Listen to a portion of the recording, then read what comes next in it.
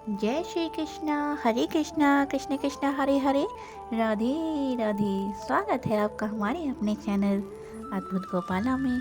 शुरू करते हैं आज का गीता ज्ञान, तीसरा अध्याय, कर्म योग। अर्जुन बोला कि हे केशव, एक ओर आप ज्ञान को श्रेष्ठ बता रहे हैं तथा दूसरी ओर मुझे युद्ध करने के लिए भी प्रेरित कर रहे हैं। ये दोनों ही विपरीत हैं। कृपा करके एक बात ही आप निश्चित करके कहें जिससे मेरा कल्याण हो। तब श्री कृष्ण बोले, हे पार्थ, ब्रह्मा द्वारा रचित इस सृष्टि में दो प्रकार के प्राणी हैं। जो लोग ज्ञानी हैं उनकी निष्ठा ज्ञान योग में ही होती है, और जो कर्मनिष्ठ हैं उनकी निष्ठा सदैव कर्म योग में होती है।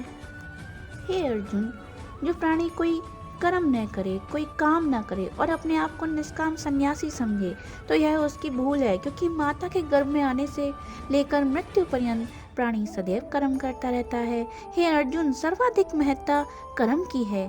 हे पार्थ, वे लोग मूर्ख और अज्ञानी हैं जो बलपूर्वक कर्म इंद्रियों का दमन करके मन में विषयों का चिंतन करते हैं। ऐसे पाखंडियों से तो वह प्राणी श्रेष्ठ है जो इंद्रियों से काम लेकर मन को निश्चल भाव से मुझ में लगाए रहते हैं, अर्थात दिन रात मेरी पूजा पाठ करते रहते हैं। जिनका मन विषयों में भटका रहता है और मात्र दिखावे के लिए आसन पर बैठकर मेरा ध्यान करते हैं, तो वह ढोंगी है। हे अर्जुन, कर्म के बंधन में वही बनता है जो मन की कामना से प्रेरित होकर कर्म करता है। जब ब्रह्मा ने सृष्टि की रचना की थी, तब ही यज्ञ आदि सामग्री की भी रचना करके यह आदेश दिया था कि हे प्राणियों, इस सामग्री से महापुरुषों और भगवान की पूजा अर्चना करो। जो भगवान अंग रूप देवता हैं, उनका पूजन भी इस सामग्री से करो। मन को स्वच्छ और निस्वार्थ रखकर पूजा करने वाला व्यक्ति अवश्य ही मनवांछित फल पाएगा। इस प्रकार ब्रह्मा की आज्ञा से प्राणी देवताओं का पूजन करने लगा और उसका कल्याण होने लगा। हे अर्जुन, देवताओं में मनवांछित फल देने की सामर्थ्य है और उनका कल्याण भी देवताओं से ही संभव है। हे धनुर्धर, जो प्राणी देवता को अर्पित भोजन को उसका प्रसाद समझकर ग्रहण करता है, वही सच्चा भक्त है। जो ऐसा नहीं करता वह देवता का चोर कहलाता है, अर्थात नास्तिक कहलाता है। हे अर्जुन, जो मेरा स्मरण किए बगैर भोजन करता है वह पाप भोगी है, अर्थात जो भी व्यक्ति खाना खाता है और खाना खाने से पहले अपने इष्ट देवी देवता का स्मरण करता है, उसे समस्त संसार के सुख मिलते हैं। हे पार्थ, प्राणियों की उत्पत्ति अन्न से होती है, अन्न की उत्पत्ति मेघ से होती है। यज्ञ द्वारा मेघ आकाश में मंडराते हैं। यज्ञ करने की विधि वेदों एवं मंत्रों द्वारा जानी जाती है और वेद पर ब्रह्मा से उपजे हैं, इसलिए प्रतिदिन यज्ञ द्वारा सर्वव्यापी ब्रह्मा पूजनीय है। वे प्राणी पाप के भागीदार हैं जो कल्याण रूपी पर ब्रह्मा को नहीं पूजते हैं। हे अर्जुन, वे प्राणी आत्मनिष्ठ हैं जिनकी केवल आत्मा से ही प्रीति है। उनके लिए कोई भी कर्म करना शेष नहीं रहता। आत्मनिष्ठ का सृष्टि के अन्य जीवों से किसी भी प्रकार का कोई प्रयोजन नहीं रहता।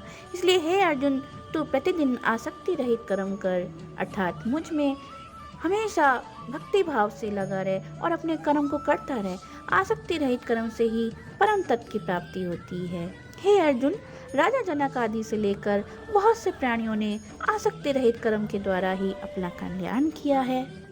इसीलिए हे पार्थ, तेरे लिए भी कर्म करना ही शोभनीय है। हे कुंती पुत्र, तीनों लोकों में मेरे करने योग्य कोई कर्म नहीं है, फिर भी मैं संसार के कल्याण के लिए नाना प्रकार से शुभ कर्म करता रहता हूँ, केवल इसीलिए कि मेरी प्रेरणा पाकर संसारिक लोग भी सत्कर्म करें। यदि मैं शुभ कर्मों का त्याग करूँगा तो संसारिक लोग भी निष्कर्मण्य होकर पथभ्रष्ट हो जाएंगे।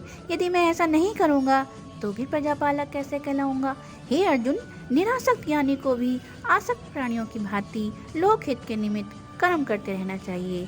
विवेक के प्राणी चाहे सिद्ध अवस्था को ही क्यों न प्राप्त हो जाए, तब भी उनका यह कर्तव्य है कि लोगों के कल्याण के निमित्त सत्कर्मों का त्याग न करे, सत्कर्मों की कदापि निंदा न करे।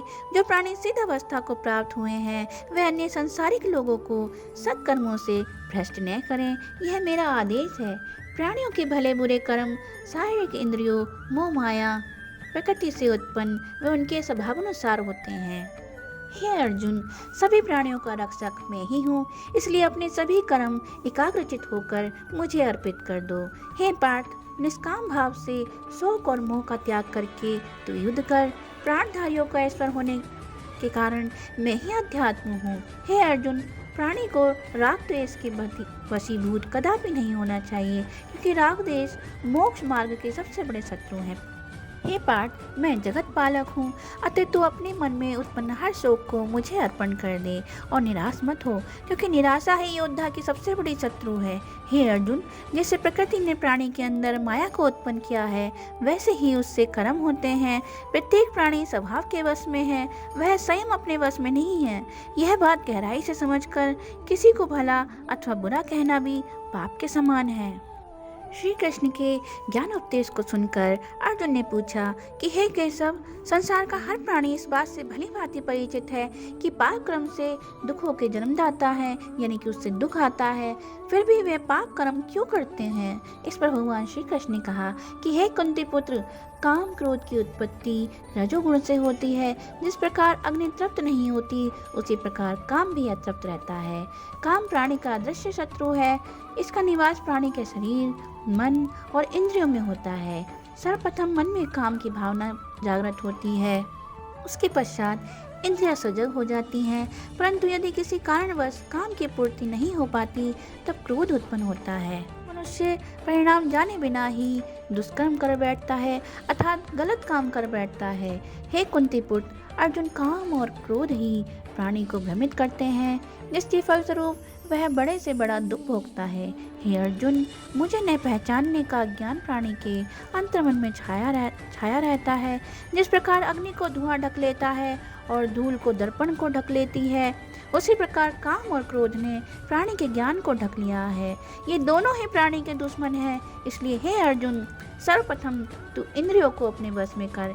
हे पार्थ, जब मनुष्य अपनी बुद्धि और विवेक द्वारा काम, क्रोध तथा लोभ पर विजय पा लेता है, अतः तू अपने बल का प्रयोग करके काम, क्रोध आदि दुष्टों का हनन कर, अर्थात उनकी हत्या कर। यहीं से तेरी विजय का श्री गणेश होगा।